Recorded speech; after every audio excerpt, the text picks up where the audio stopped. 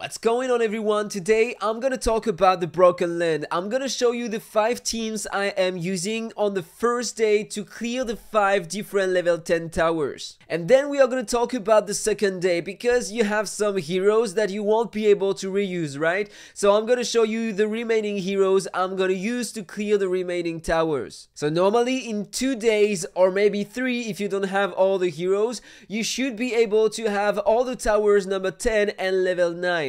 But right before we jump into that, above my head you have a new code to redeem, Enjoy 2024, to have 10 excellent runes. And you still have my promo code AhkTaar IMO5 active until the 7th of the month, so if you are planning to spend, you are gonna have 5% extra cashback by using my promo code, and that's also a way to support my channel, so thank you so much to everyone who is using my promo code. Really important, before attacking the towers, upgrade your blessings. Normally you should have enough to upgrade these blessings. Focus on the red mark because the best damage dealers you are gonna have in the game have the red mark. Of course, Nita has the blue mark, but even with the level 10 blessings, she is still gonna do high damage to waves depending on the heroes you're gonna use in the same team. So focus on that until you have the level 30, but upgrade the others to level 10 so they are still gonna do some damage during the run. Once you have the level 30, if you are still having some towers to complete, then you can upgrade the others. Before jumping into the details of every team, let me show you the different teams I used on day 1 and day 2 to complete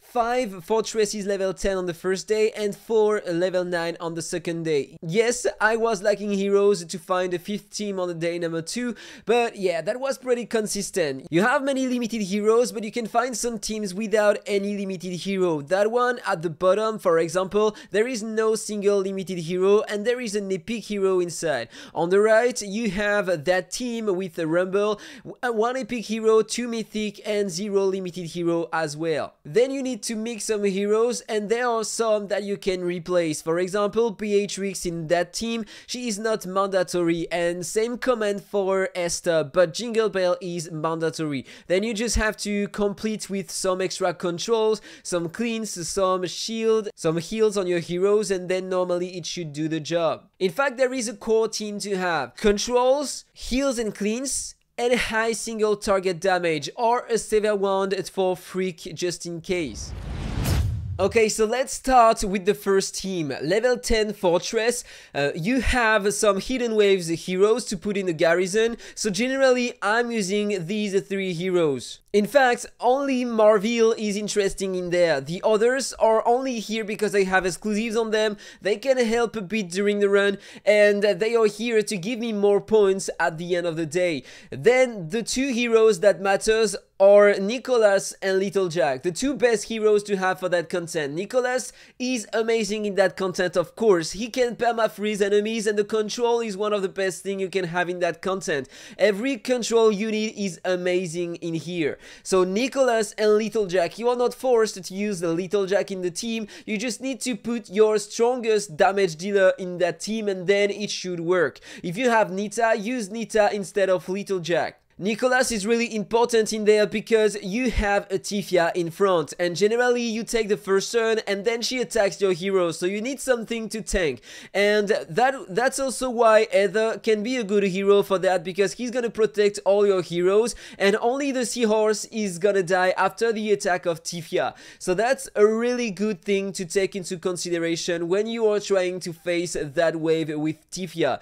Then when you have that guy, Sinton, you need control. Otherwise he is always gonna counter your heroes, and there are 2 ways to counter that: controls or having a block debuff. So basically you can use a Nordak, but Nordak is good in another team. I'm gonna show that right after. So if you have the exclusive 3 on a Little Jack, he is gonna increase his damage on the ultimate over time, every time he's gonna use the ultimate, and he's gonna start dealing way more damage during the run. And that's really important for the last wave, because you can have a freak in front and he's gonna heal a lot, but you are gonna have enough damage with only Little Jack to deal crazy damage to him and to kill him even the first day. So Nicholas, exclusive 2, mandatory. If you want to perma-freeze enemies, this is gonna be really important to have the exclusive 2. So you are gonna recover the ultimate every time you're gonna freeze one enemy. Just in case, Marvel is great to reduce the cooldowns of your heroes. Really nice hero in that content too.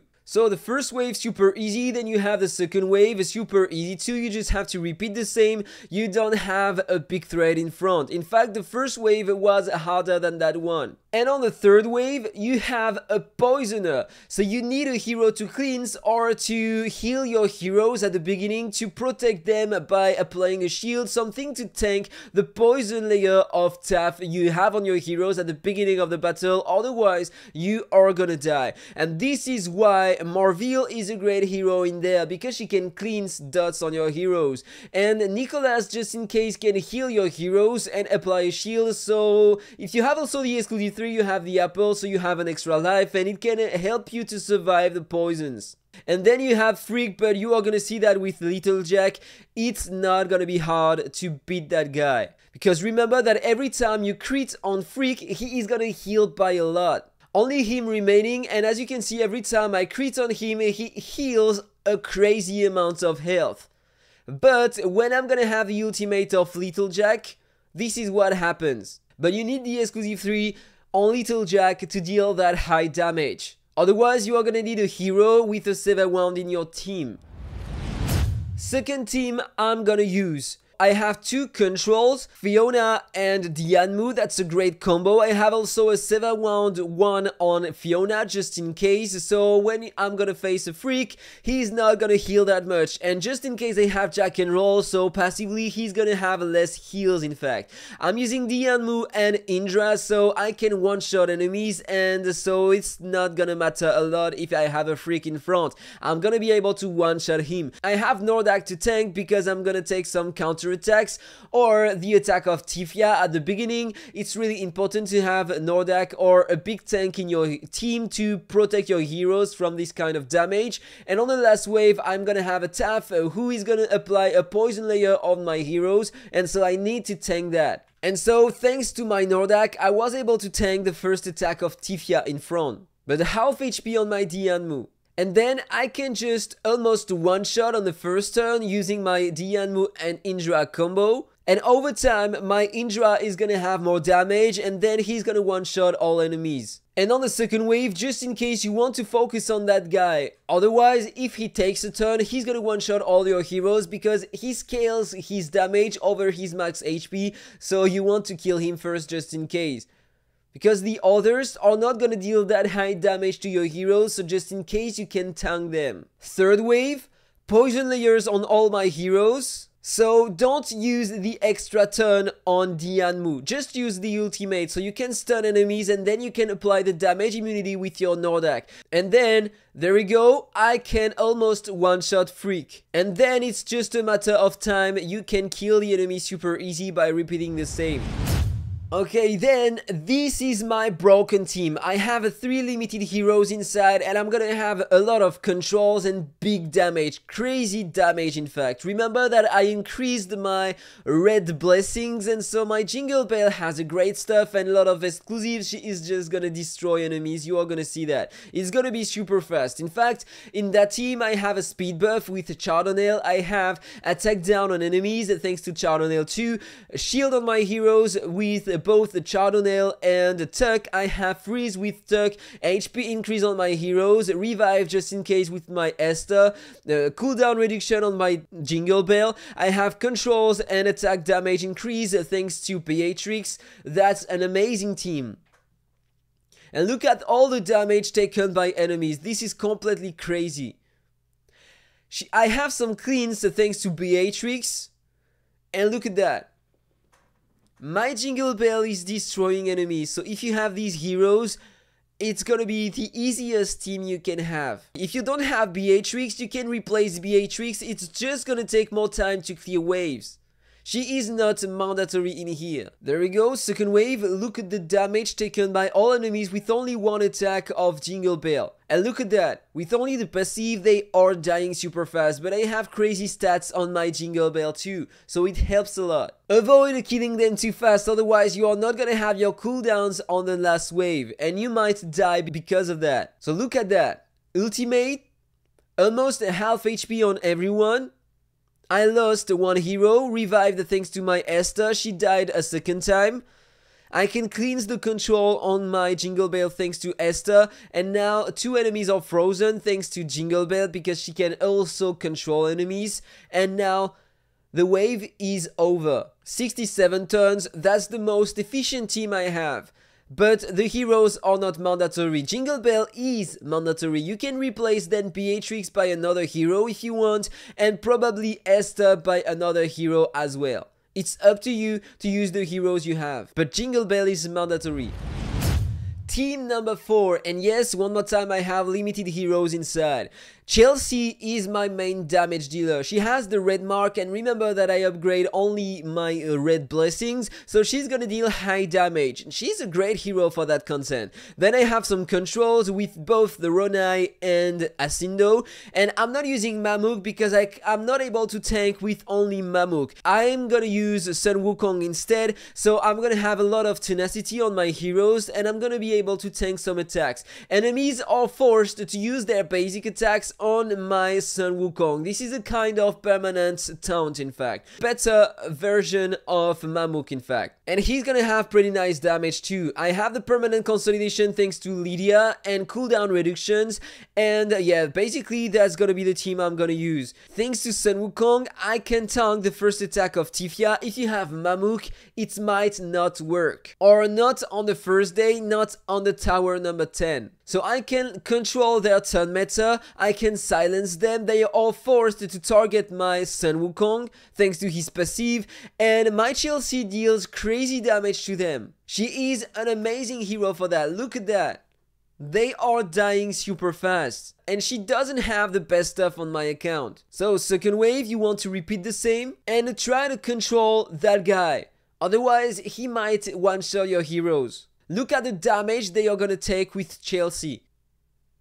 There we go. Pretty nice damage, right? For an unlimited hero, I mean. So the second wave is almost over, and on the last wave, I have another freak, and I have a poison to tank, and thanks to Sun Wukong, I have a lot of mastery resistance, so I'm not taking a lot of poison damage. And I can tank thanks to the shield as well. So at the end, only Freak remains, and as you can see, he is healing a lot every time I'm hitting him. And that's why Chelsea is an amazing hero for that content. Look at the damage he's taking. Almost the same as with the Little Jack. She is stunning. And there we go, it's over within 200 turns. And finally, the team number 5. No single limited hero in the team, and I have an epic hero, Sinnoh. She is great because she can control enemies, reduce their speed, increase the turn meta of your heroes, heal and shield your heroes. I have Nazil to control waves and protect my heroes. I have another control on Rista, more damage on my Nita thanks to Rista. I have a speed buff on my heroes thanks to Dakota, and an attack buff 40% as well. She can passively revive one of my heroes just in case I need that thanks to her exclusivity. And so with that, it's gonna take a lot of time, but I'm gonna be able to kill enemies. On the first wave, you have one big threat only, and that's Walter. He can poison your heroes every time you're gonna target him, and so as you saw, my Sinnoh died one time, and she has been revived thanks to the passive of my Dakota. So Walter is the first hero to kill in there, and then you just need to kill the others. But once they have 10 layers of poisons, they are gonna start taking high damage. Second wave, you have only Gramdy, who is a threat, because he is immune to speed reduction and to freeze, in fact. And every time you are gonna attack him, you are gonna have a speed down on your heroes, and once you have speed down 40% and attack him, you are gonna get frozen. Avoid attacking him. But Sinnoh is immune to freeze and speed down, and Nazil is immune to freeze, so these two heroes are great for that wave. And Rista is good too because he can stun Gramdy. So you just have to be careful and save your cooldowns for the last wave. Place to the third wave, and this is the easiest one we can have in the level 10 towers. So then you just have to control enemies and to kill them over time. 210 turns and they are dead. First team I used on the second day. I have Nicholas as well. Always use Nicholas. but don't put him in the garrison. This is the best hero to have for that content. He is really nice and he's gonna save your ass everywhere. So in the same team, I'm gonna use Nita, Guhana, because the tower requires Sunset Sage's heroes in the garrison. So I'm gonna have more points with that. I'm gonna use space as well to increase the turn meta of my heroes and heal them just in case and increase their speed. So with that team, there is no threat at all. Only that guy, Tug, because he's immune to freeze and he can cleanse the freeze on other heroes and apply a shield on them, so just focus on him until he dies. Really important to reduce his turn meta and speed. First wave is over. On the second wave you have a threat, you have Greta. Sometimes you are not gonna be able to control her, but just in case you have the apple on your heroes with the exclusive 3 on Nicholas, but then you have another threat. That guy.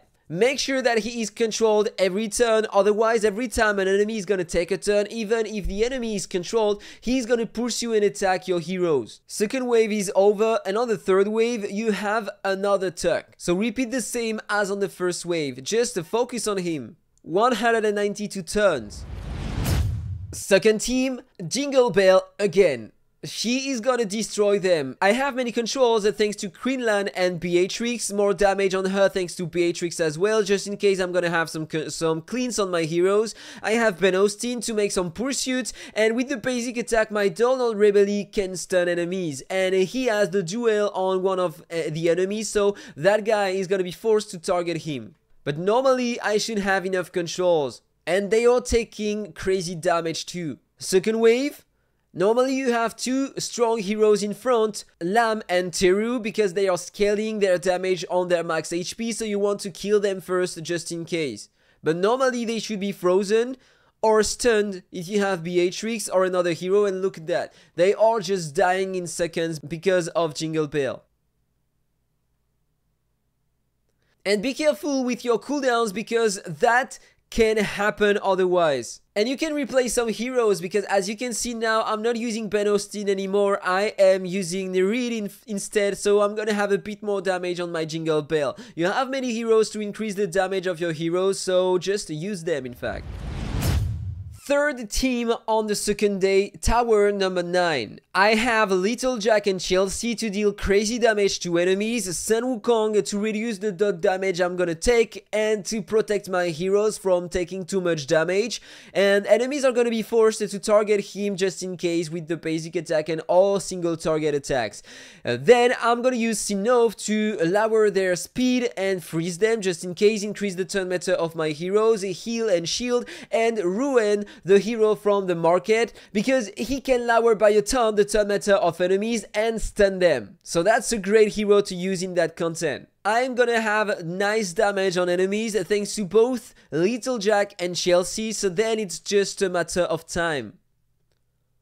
I had to tank one attack, but thanks to Sun Wukong I was able to do that. Second wave, look at that. Their turn meta is reduced and they are almost all stunned. And yeah, I'm killing them super fast, so I just have to be careful with my cooldowns. Third wave, you have a freak, and I have a crazy single target damage thanks to both my damage dealers, so it shouldn't be a threat. Yeah, look at that, it's already over.